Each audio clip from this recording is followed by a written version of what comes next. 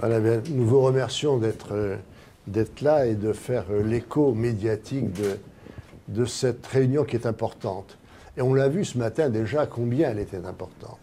Elle est importante parce que on a pris conscience qu'il y avait un rôle à jouer pour la Ligue nationale contre le cancer, dans la mesure où la francophonie, on a des affinités naturelles avec les pays africains, les pays méditerranéens. Et donc on se rend bien compte qu'en Afrique, le cancer, ce qui n'était pas il y a une dizaine d'années, le cancer est devenu un problème majeur de santé publique. Et qu'on sait que s'il n'y a pas de progrès réalisé, dans 10 ans, la fréquence du cancer va doubler. Donc le constat, eh bien, c'est qu'il y a des inégalités. Il y a des inégalités qui font qu'augmenter entre les pays comme les pays européens, d'une part, et puis les pays d'Afrique ou de la Méditerranée qui ne bénéficient pas de toutes les avancées significatives qu'on peut avoir en Europe. Et je dirais même, et on l'a vu ce matin, que parmi les pays africains et méditerranéens, il y a encore des disparités qui sont majeures. On l'a vu ce matin, et on le citait, le niveau du Mali ne peut pas être comparable au niveau de la Tunisie ou du Maroc.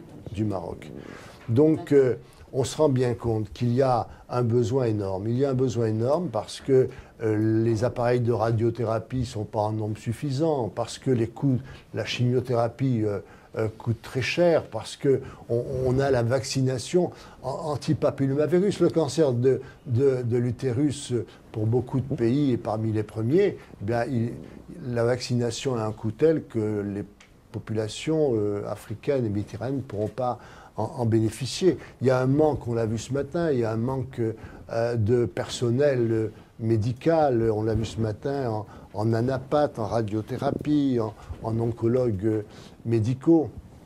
Donc, toutes ces campagnes de prévention, moi j'étais touché ce matin par la bonne volonté, la disponibilité des associations qui veulent que ça bouge dans leur pays,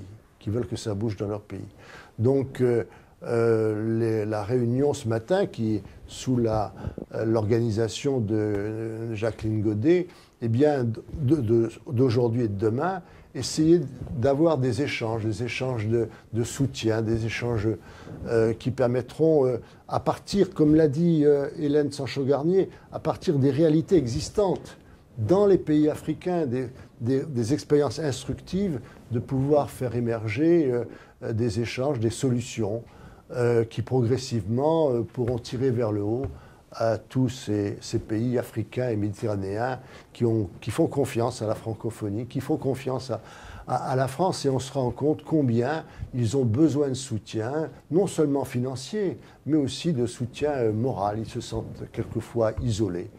Et nous sommes là parce que nous souhaitons, avec Jacqueline Godet, nous souhaitons créer un réseau associatif, un réseau francophone qui permettra ces échanges, qui permettra ces coproductions sans tabou, sans langue de bois, parce qu'il faut se parler sans langue de bois, près de la vérité, près des principes de réalité. Voilà en gros l'enseignement ou les objectifs que nous nous proposons, que la Ligue nationale contre le cancer se propose au cours de ce colloque qui accueille environ 45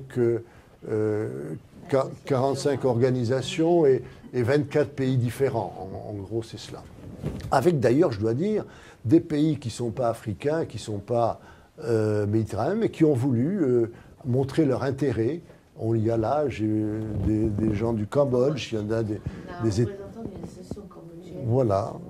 Il y a des États-Unis, du Canada, qui sont venus parce qu'ils font partie, surtout le Canada et le Cambodge, ils font partie de la francophonie. Et on sent là un mouvement qu'on souhaite, on ne le cache pas, qu'on souhaite maintenant initier et prendre plus de cohérence, plus de consistance dans un avenir proche au niveau de l'Union internationale du cancer, parce qu'on n'oublie pas que cette UICC a été fondée par un Français qui s'appelle Justin Godard, qui a créé en 1918 la Ligue nationale contre le cancer.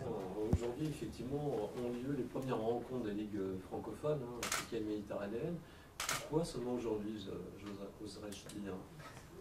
C'est une question qui est pertinente et, et pour lesquelles, alors, je ne peux pas vous répondre. Non, c'est vrai qu'il y a une prise de conscience. C'est vrai que déjà dans notre pays, la Ligue contre le cancer a suivi l'évolution du cancer à partir des États généraux, qui ont été un très grand mouvement. Et puis après, il y a eu le plan cancer, auquel on a essayé de contribuer avec des avancées significatives.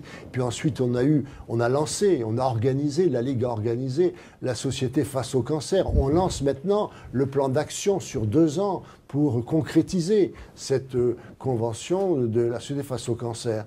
Et puis maintenant, il va y avoir le 2e plan cancer où nous souhaitons contribuer efficacement à ce 2e plan cancer. Donc vous voyez qu'il y a eu beaucoup de travail, beaucoup d'occupations, beaucoup de préoccupations.